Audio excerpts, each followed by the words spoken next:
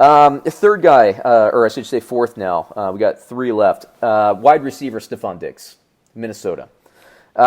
Here's why I like him, and I think he will be a Viking. And even the Vikings in this last week said, he's going to be a Viking this year. But of course, that's what you say right before you trade somebody during the draft, right? I was going to say that. It's like they only come out and say like, "Oh yeah, no, he's going to be on the team." Like if they're actually considering moving him. That's why usually they don't come out. The Patriots are like, "Hey, like Tom Brady starts starting quarterback." Yeah, right. They don't come out and say that because it's like, no, this is a fact. Like, you don't need to come out and say it. Just like when, and that reminds me of your old boy, your Tannehill and Mariota. I just remember Grape was like, "Oh, yeah, no, Mariota's the starter." I'm just like, okay, well, that means that Tannehill's probably going to start soon. Dude. So on your podcast, quick tangent here, on your podcast, 2-3 weeks ago, I told you, I said there's still people that nail me on Mariota. I got another one yesterday. I woke up to this and just like, what was it? Somebody was like, you can't, he's like, enough of this crap. I can't even watch this crap. You're saying Mariota. It wasn't on ours. It was on something else. Mariota, you can't tell me that Mariota isn't a good quarterback. And I'm like, 76 games. And this is fresh in my memory because I did this today. Not that I get into Twitter beef or anything. I'm like, okay, he's got, I think, 63 games, 61 starts, 74 touchdown passes, 44 interceptions. Has never hit a 2-to-1 pass down rate. And in those 61 games, eight of them 300-yard passing games.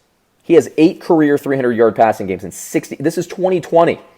He's not a good quarterback. He's not. Get over it. I just what is it? It's like if he's dating my daughter, he's a very nice guy. Very nice guy.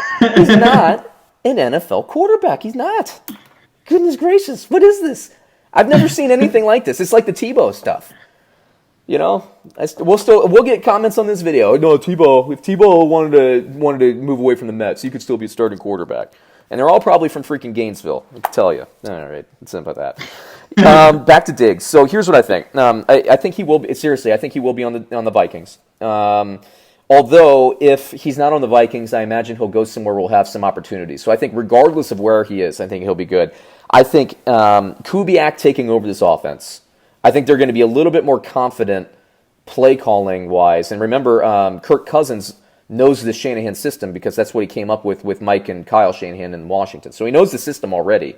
There's already been a little bit of hybrid and concepts in there.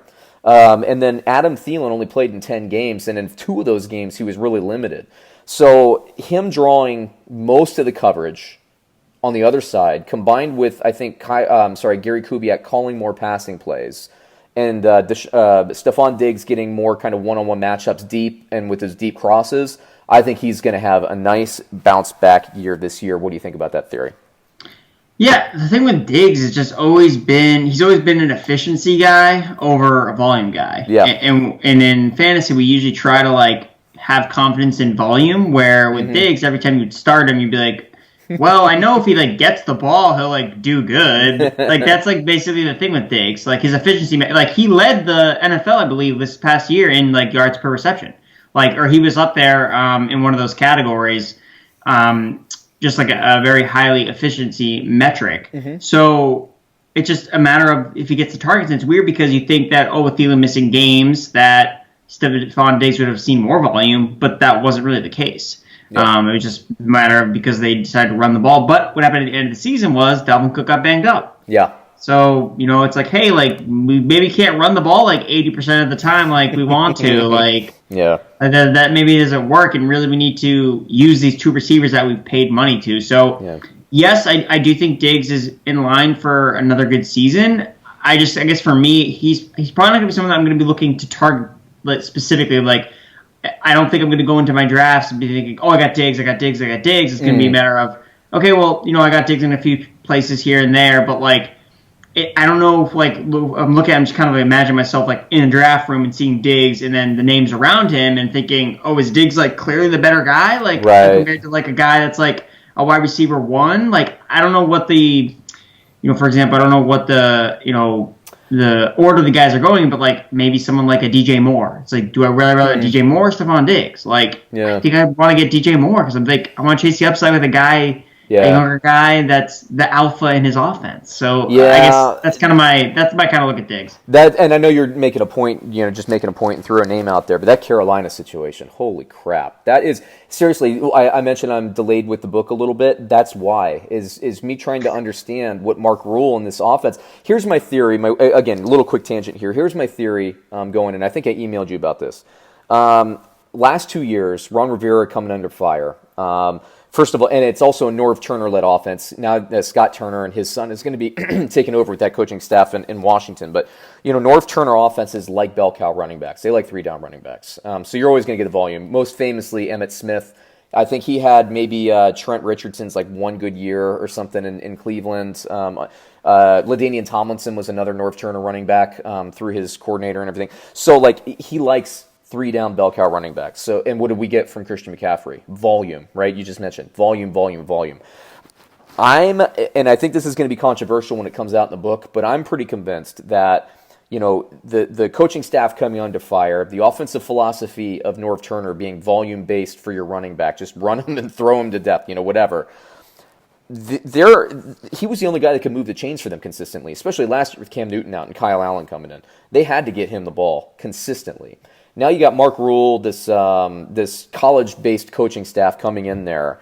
They're going to be a little bit more secure. They're thinking, okay, they're not thinking, hey, I have to win every single game. Let's give the ball to Christian McCaffrey. And if you look at their play distribution, throughout college and everything, they've always had a couple of guys that they've given to. So although I still think he's definitely a first-rounder, and I recognize that he's going to be the consensus number one overall pick, I think this is another case of the fantasy world being reactive and thinking, oh, well, last year he got over 1,000 yards receiving, 1,000 yards rushing. I'm sure that this new coaching staff is going to do the same thing. And I've never been a buyer, as you know, Andrew, in that philosophy. I think he's going to come back down to earth, man. I think, he'll get a lot of touches, a lot of yards, a lot of touchdowns, still first rounder, but I don't know if he's my first overall pick at this point. Maybe I'll put it in the book because I don't want to get a bunch of bad comments about it. But I actually, in my projections, I ran him. Seriously, he finished 8th in my projections at this point. At running back? At running back.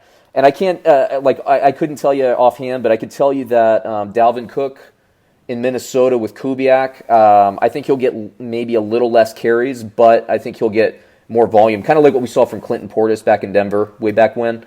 I think he'll get over 5 yards a carry. And Nick Chubb with Stefanski going over there, I think Chubb will be the focal point of that offense, not Baker Mayfield, which will actually help Baker Mayfield in his fantasy numbers, I think. And I think Chubb is up there.